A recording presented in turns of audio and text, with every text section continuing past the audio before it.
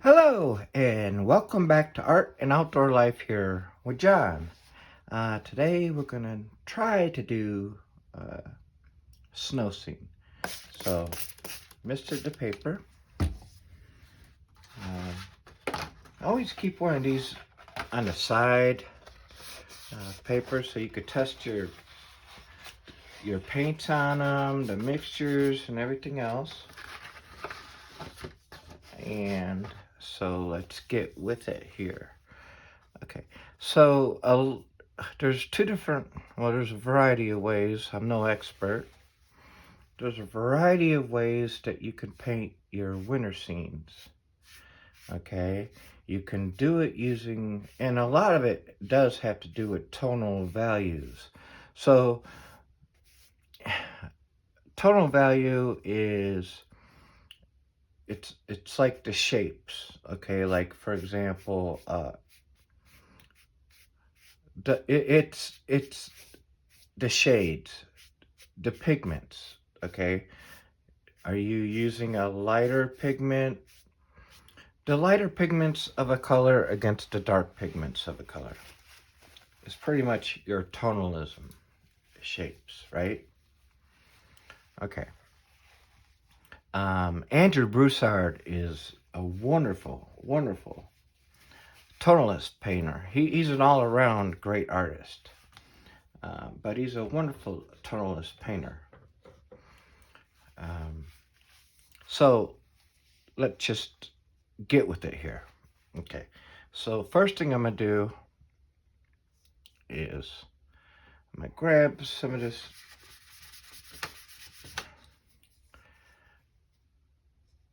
blue with a little bit of green, a little bit of sap green, and I'm gonna come over here and we're just gonna touch little spots like this. Okay, make a tree.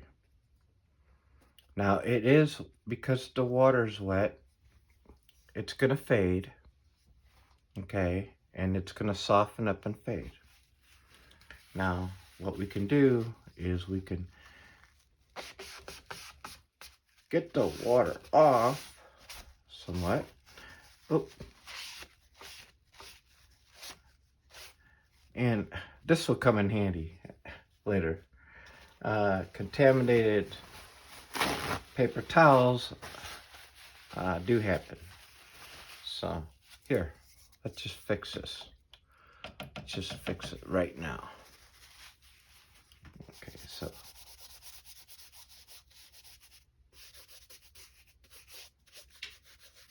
let's make a hill out of it. Heck, why not? Okay, let's leave some white in here. Okay, white is the lightest value of snow. It'll be the lightest pigment of snow, right? So with that accident, which came in beautifully, by the way. Yeah, that was beautiful. Anyways, let's get back with it. A little bit of, let's see. I'm using, you can use ultramarine blue. I'm using a little bit of ultramarine blue with a touch of red crimson. Give it kind of a violet color. So come across here and just kind of go, almost gives it a gray color. A gray is very important when you're painting winter scenes. And you can bring it out like this if you wanted to. Bring this up like that, nice and soft. There. Do another one right here. And this one I might want a little bit more green. because it is up closer, and why not?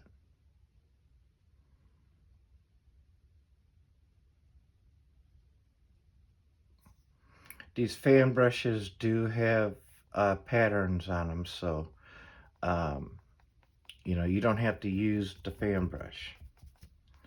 Just remember that. In fact, well, let's do another one. Let's see here. A little bit of this and a little bit of that. Let's see what we got over here. A little too dark. Let's see here. A little too dark. A little bit of this. A little bit of this.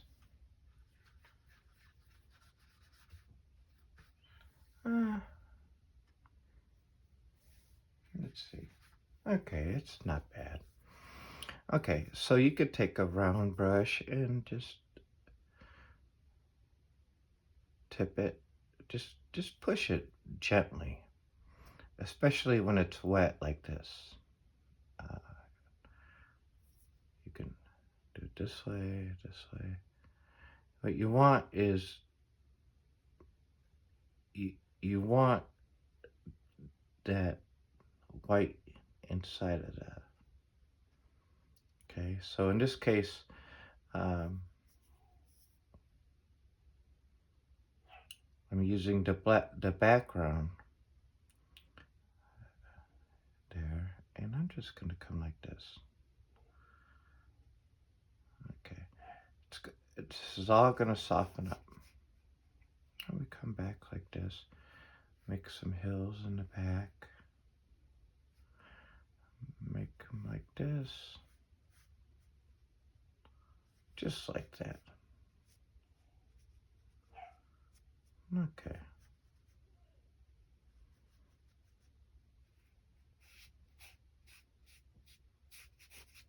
Good. Now you can take a card if you want to, and you can come up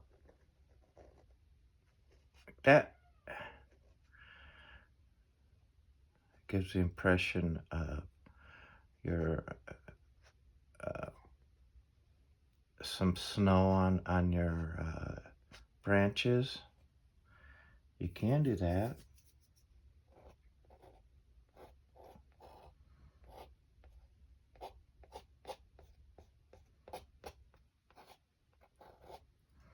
Do it here too. Bring it down.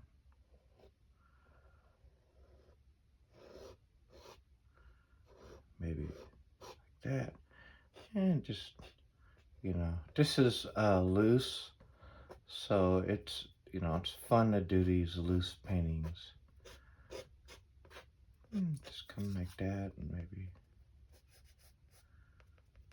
there you go. That's all. And then over here, we can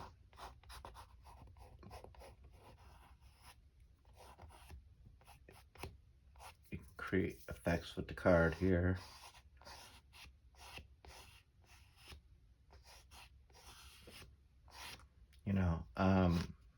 50 Shades of Snow, right? When I was a kid, I grew up, I was going to school during the blizzard of 79 in Chicago. And back then, school was never canceled. And so, and we didn't have any grass in our playgrounds. It was really just concrete playgrounds, So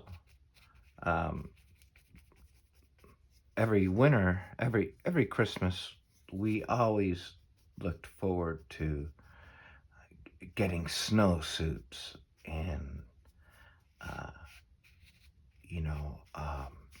snowsuits were awesome back then if you got one. And we used to play out until dark, and the cold never bothered us.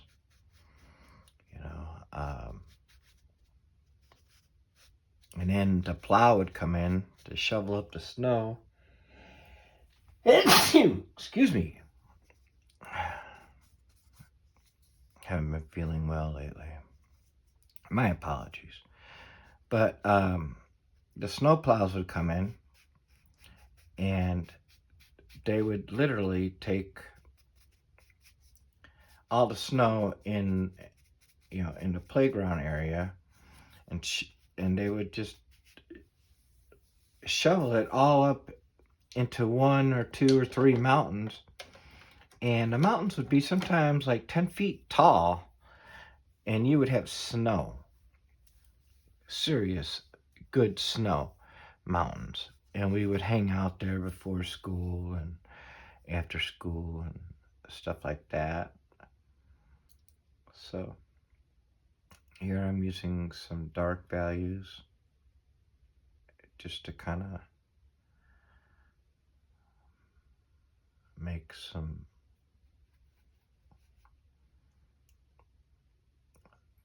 just to give it a shape. Okay, so dip it in there and come back out here, and we'll create some. That's how you do a lighter value. You lighten the paint, the pigment, and just a little bit like that.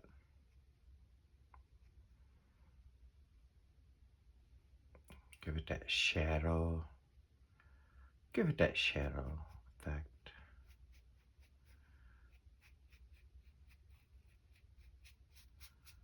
That.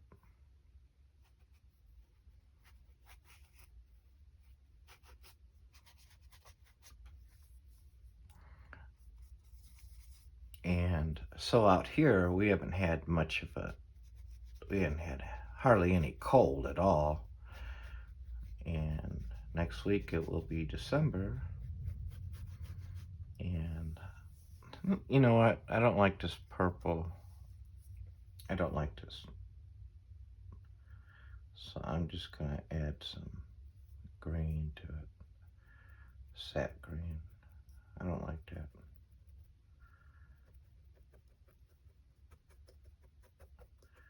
I mean, it's fine if I was doing all, purple and violet, but I just didn't care for that too much.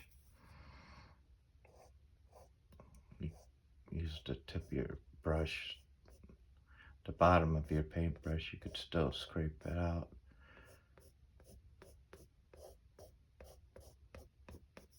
We'll put a little bit there.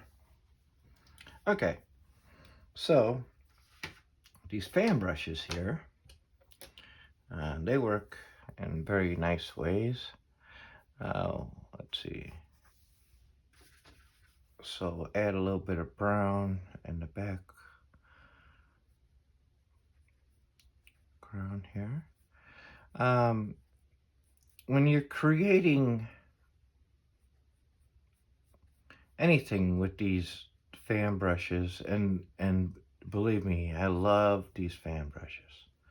But when you're creating anything with fan brushes, just know that they are, it is an alignment, okay?